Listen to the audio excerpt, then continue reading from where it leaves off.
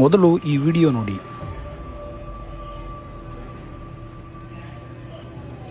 ಈ ವಿಡಿಯೋ ಮೊದಲಿಗೆ normal accident ತರ ಕಾಣಿಸುತ್ತೆ.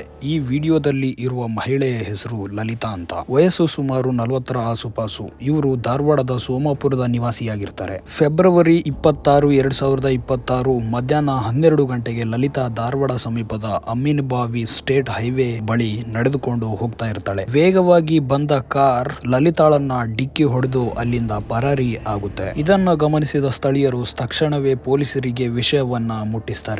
ಯಾವುದೇ ಸಾಕ್ಷಿ ಇಲ್ಲದ ಕಾರಣ ಇದು ಒಂದು ಸಾಮಾನ್ಯ ಆಕ್ಸಿಡೆಂಟ್ ಕೇಸ್ ಅಂತ.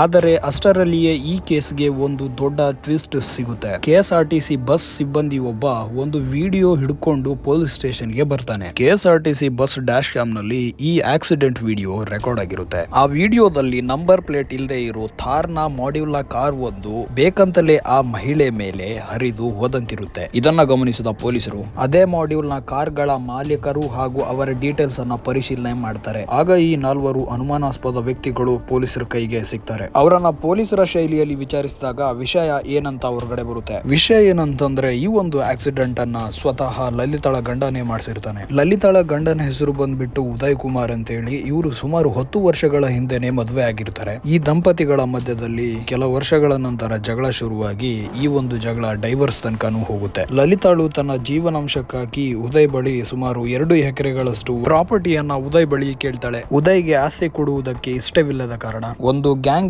ಸುಪಾರಿ ಕೊಟ್ಟು ಅವಳನ್ನ ಆಕ್ಸಿಡೆಂಟ್ ಮಾಡಿ ಕೊಲ್ಲೋದಕ್ಕೆ ಸುಪಾರಿಯನ್ನ ಕೊಡ್ತಾನೆ. ಅವಳ ಜೊತೆ ಮಾತನಾಡೋದಾಗಿ ಅವಳನ್ನ ನಿರ್ಜನ ಪ್ರದೇಶಕ್ಕೆ ಬರೋದಕ್ಕೆ ಹೇಳಿ ಸಮಯ ನೋಡಿ ಅವಳನ್ನ ಮುಗಿಸೋದಕ್ಕೆ ಪ್ಲಾನ್ ಅನ್ನ ಮಾಡಿರ್ತಾನೆ.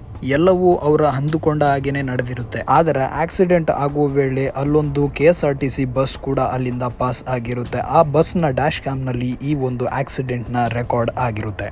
ಇದಿಷ್ಟು ಇವತ್ತಿನ ವಿಡಿಯೋ. ದಯವಿಟ್ಟು ನಮ್ಮ ವಿಡಿಯೋ ಇಷ್ಟವಾಗಿದ್ರೆ ಲೈಕ್ ಮಾಡಿ ಮತ್ತು ಶೇರ್ ಮಾಡಿ. ನಮ್ಮ ಚಾನಲ್ ಅನ್ನ ಸಬ್ಸ್ಕ್ರೈಬ್ ಕೂಡ ಮಾಡ್ಕೊಳ್ಳಿ.